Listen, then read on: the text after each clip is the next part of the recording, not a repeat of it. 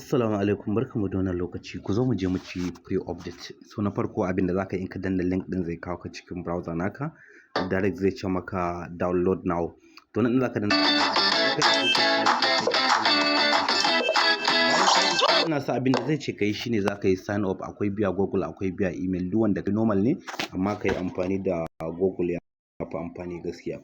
So bayan ka yi sign up ya yi successful, ga nan za ka yi game, sannan kuma ga nan gun profile. So nan gun profile nan in ka danna shi za ku ga nan friends following, wannan fans da menene babu ruwan ku da shi. So nan shine inda za ka ga yawan coins balance naka, amma kafin nan za ka je nan my profile. In ka shiga my profile a nan kasan nan kun ga nan din akwai age din, to za ka zaɓi date of birth naka, ka sa nan gender, dama tun wurin sign up za su baka dama ka saka. Nan wurin nickname za ka yi editing, ka sa nickname da ranka yake so. Sannan kuma gun face verification shine the most important part. Za ka je ka yi face verification, in ka je kana dannawa babu buƙatar ka sa national ID card ko na mai kama da haka, kawai fuskan ka ne za su ce ka ɗauki hoton fuskan ka da kuma kana juyawa, kana kallon dama ko kuma kana kallon hagu a hankula. So baya wuce minti 3 zuwa minti 2 verification naka ya successful. Sai bayan nan abin da zaka yi sai ka dawo baya. In ka dawo baya nan in kun danna din shine in faɗa muku yadda zaka ga yanayin coins naka. So at the end of the day in ka tara coins naka, duk 10,000 coins yana daidai da $1 ne, guda 100 yana daidai da $10, wato one referral kenan. Duk wanda kai inviting yayi face verification zaka samu 10,000 point. Sannan dole sai ka yi KYC kafin ka cire. Bayan coins naka ya tara zaka danna exchange coins. In ka danna exchange coins shikenan zaka yi exchange coins guda 10,000 wanda yake daidai da $10 ko 20,000 wanda yake daidai da $20 ko 100 wanda yake daidai da, kun gani nan in coins naka ya kai guda 100 kawai kana guda 10,000 kana canjawa shi dai $10 20k gashi nan an zuwa 100k, kana danna exchange now zai dawo USDT.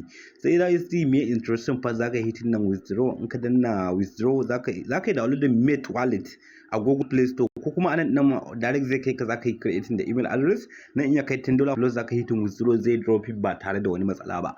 So ya za a yi ku samu referral ba tare da kuna da group ba ko wani abu kamar haka? To ba matsala bane.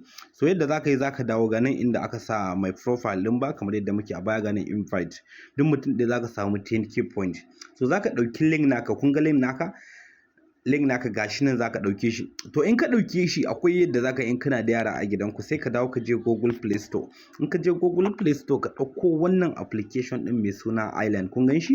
In ka dauko wannan application din mai suna Island, ga nan yana da Google Play Store. Zaka yi amfani da email address guda daya sai kana login. In ka login na Google Play Store zaka yi downloading Chrome browser. In ka yi downloading Chrome sai ka bude ta, kana bude Chrome naka sai ka bude new tab. In ka bude new tab sai ka yi paste wannan link naka, sai ka bi da ido da kai ka zo face verification sai ka dauki fuskan yaro ka sa.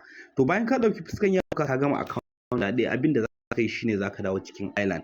Dawowa cikin Island nan zaka yi nan right upper corner nan, kana danna sai ka danna settings, sai ka danna scope settings nan, kana danna sai ka danna Island, kana danna Island sai ka yi scrolling all the way down sai ka danna destroy permanently, kana dannawa kana danna destroy shikenan. Sai ka je kuma duka sake kwafo link naka ka sake yin wani yaro, kana yin guda 10 zaka cire $10 wanda yake daidai da naira 14,000 a kudin Najeriya. Allah ya dafa mana.